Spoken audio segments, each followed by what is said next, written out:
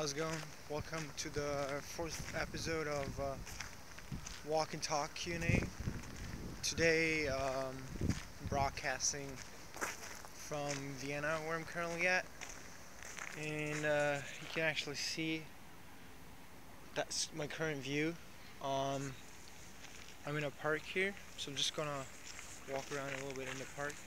So today, what I want to talk about is how everything's pretty much started, because a lot of people ask me how I got started with the stuff that I do, and it might look, or some people, you might get the impression that the stuff that I do, everything was pretty much planned right from the very start.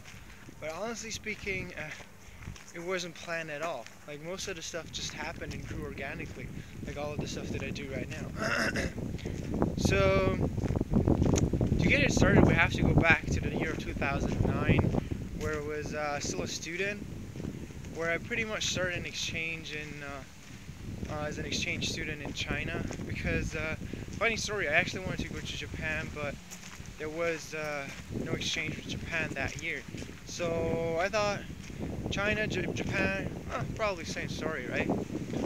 So I ended up in China, studied there, did a few courses, and at one point realized, okay, it's not really challenging enough. Then at one point I did an internship, which was also not really challenging.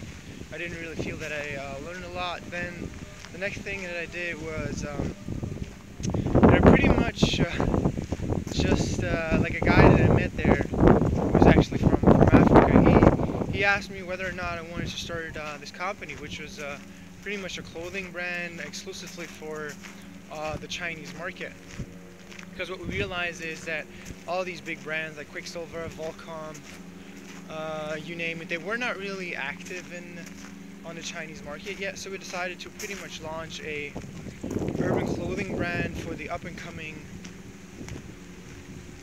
urban scene. Like, let's say skateboarding got pretty big, basketball got pretty big, graffiti got pretty big. There were no real brands that were pretty much supporting the grassroots movement. So we decided to become that brand. After all, I have to say we did probably everything wrong that we could have done wrong. We expanded way too fast. We're active in way too many countries. We're looking for investors in China, which did obviously not work out. We're having problems with liquidity, so we didn't have enough cash flow. And at the same time, I was actually also teaching English in Japanese and Chinese companies. So that was going on for like until 2011. And at the same time, funny thing, I was actually also writing my master thesis in collaboration with the chair of in my university back in Munich and the one in Shanghai. But the coolest thing was actually that both of them thought that each one of them would actually take care of me and look after what I was doing. So in the end, I was pretty much free to do what I want, and I was just spending like 1 month of my thesis and finished it in Germany when I went back there. So fast forward to 2011, we decided to pretty much close down the company. My partner couldn't come to China anymore, so we stopped the company. I went back to Germany, was pretty much broke, didn't have a lot of money left. Applied for, I sent out like 5 or 6 CVs, and within 2 weeks I had a job offer right on my table.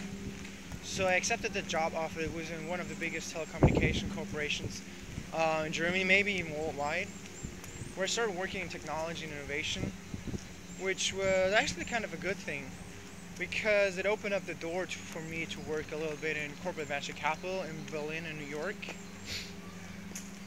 But after a while, I realized that I don't want to evaluate other people's ideas any longer. I want to roll up my sleeves again and start working on my own ideas. That's when I decided to quit my job in the summer of 2013. It was a funny thing, because that was when I was in New York, and it was actually pretty cool at the time, because the office was right next to the stock exchange. I had an apartment that got paid, but I just couldn't really continue with that. So what did I do next? I decided to write a book about my experiences, about having started a company, having worked on the investor side for a bit. But the biggest problem was that I didn't really know what I would write about. So in the end, I was actually, to make sure that I'm not going to write a book that nobody will in the end buy, I pretty much pre-sold the book. Like what I did is I did a bunch of, I designed a cover, did a bunch of Facebook campaigns, like ads, spent maybe around about $500, and was advertising in all sorts of different countries. I was actually shooting a lot for Central Eastern Europe because the clicks were so cheap. And that way I was also able to collect around about 1,000 email addresses. And what I did then was I started pretty much sending out a newsletter, because the book that I pre-sold pretty much, which I thought might take 3 months, took me in the end 10 months. So because I didn't want people to be upset or afraid that I pretty much took their money and didn't do anything, I started writing a blog, which has pretty much developed into the biggest thing that I'm doing right now. So the blog developed out of a necessity, so that people knew that I was still alive, that I didn't steal their money. So the next thing that I did was, at one point after 10 months, I was able to finish the book. And in between those 10 months, I contacted all sorts of universities in Germany to give talks to promote my book, which in the end didn't really work out because I didn't have the book yet. So I was just talking about my experiences, getting used to talking in front of people, improving my game, my presentation skills, and